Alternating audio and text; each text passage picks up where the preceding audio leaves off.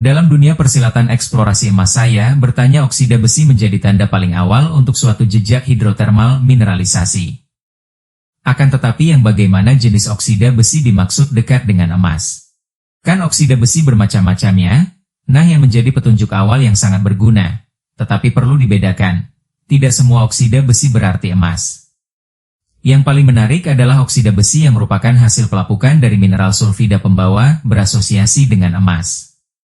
Begitu yuk kita bahas. Tetapi ada satu hal yang sangat penting. Jangan berpikir bahwa ada goethite sama dengan emas. Yang lebih tepat adalah goethite dengan tekstur bekas sulfida O dan kuarsa urat, dengan struktur ceter alterasi ditambah geokimia anomali akan menjadi target yang jauh lebih menarik. Misalnya Anda menemukan singkapan seperti ini, quartz vein bertekstur brecciation nampak pirit atau arsenopirit tetapi sekarang sudah lapuk jadi ada nampak goethite, dan limonit, dan jarosit, serta juga ada boxwork. Nah, ini jauh lebih menarik daripada sekadar tanah merah yang mengandung banyak Fe. Mana yang paling harus saya perhatikan ketika di lapangan? Kalau saya bersama Pak Geo sedang melakukan reconnaissance, urutan pengamatan saya kira-kira begini. Ke-1. Boxwork oksida besi. Cari rongga atau cetakan mineral sulfida yang sudah hilang. Kedua, goethite yang menggantikan sulfida. Terutama jika bentuknya masih mengikuti kristal atau agregat pirit. Ketiga, goethite dan hematite plus kuarsa. Lebih menarik bila oksida Fe berada di dalam atau sepanjang vein breksi kuarsa. Keempat, jarosit. Sangat menarik bila menunjukkan lingkungan oksidasi asam yang berkaitan dengan sulfida. Kelima, hubungan dengan struktur. Apakah zona Fe, oside memanjang mengikuti fault, shear, frakture, breccia atau vein? Keenam, alterasi di sekelilingnya.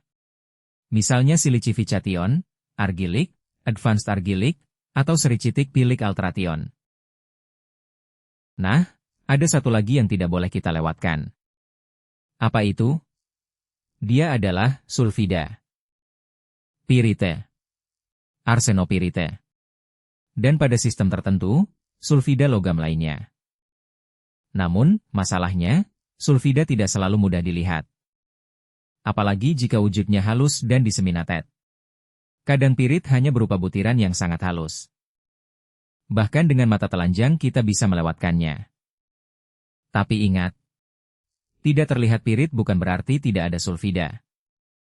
Dan tidak terlihat emas bukan berarti batuan itu steril. Kembali ke hand spesimen asli. Reka ulang suasana lapangan. Seorang geolog muda melihat singkapan. Lalu seorang senior Pak Geo membagikan pengalamannya. Dan sekarang saya kembali kepada pengalaman saya sendiri. Bahwa, saya pernah melihat breksi seperti ini di lapangan. Fragmennya kuarts terus ada abu-abu bintik-bintik gitu. Klosnya bentuk fragmen kuarsa angular meruncing. Ya bentuknya meruncing dan angular. Sedang klosnya matriksnya berbentuk semen atau matriksnya berwarna abu-abu. Serta ada bintik hitam. Dan benar ternyata ada bintik-bintik hitam kecil. Tetapi waktu itu dilewatkan saja tidak ambil sampel. Dikira singkapan tersebut, tidak ada sesuatu yang istimewa, kotor pula lumpur. Senior geologis datang, memeriksa batu dengan low P. Ia membolak-balik batu di tangannya, memperhatikan matriks dan tekstur breksi. Dan sambil berucap, yang ini ambil sampel ya. Seorang junior geo pun menganggukkan, oke. Yang ini, Pak? Ya. Jangan dilewatkan. Rupanya kalau saya melihat langsung bahwa senior tidak harus melihat emas nampak langsung. Melainkan melihat kombinasi petunjuknya. Ternyata ada mineral, quartz bergeometrix fine sulfide, dan strukture. So dengan demikian, ada cukup banyak alasan untuk mengujinya. Sampel itu kemudian diperiksa. Breksi kuarsa tersebut ternyata memiliki semen yang melimpah dengan pirit sangat halus. Dan hasil asainya, AU sama dengan 7 ppm. 7 ppm emas. Waduh batu yang saya lewatkan, Ternyata bukan batu biasa. Tetapi pelajaran terbesarnya bukan angka 7 ppm. Pelajarannya adalah cara kita membaca batuan. Jangan mencari emas hanya dengan mata. Cari sistem yang memungkinkan emas berada di sana. Oksida besi memberi petunjuk. Kuarsa menunjukkan jalur atau hasil aktivitas fluida. Breksi menunjukkan deformasi dan aktivitas fluida. Struktur membantu kita memahami jalur dan ruang terbuka. Sulfida memberi petunjuk mineralisasi, meskipun kadang sangat halus. Dan asai memberikan jawaban yang tidak bisa diberikan oleh mata kita. Ada satu nasihat guru saya yang sampai sekarang masih saya ingat.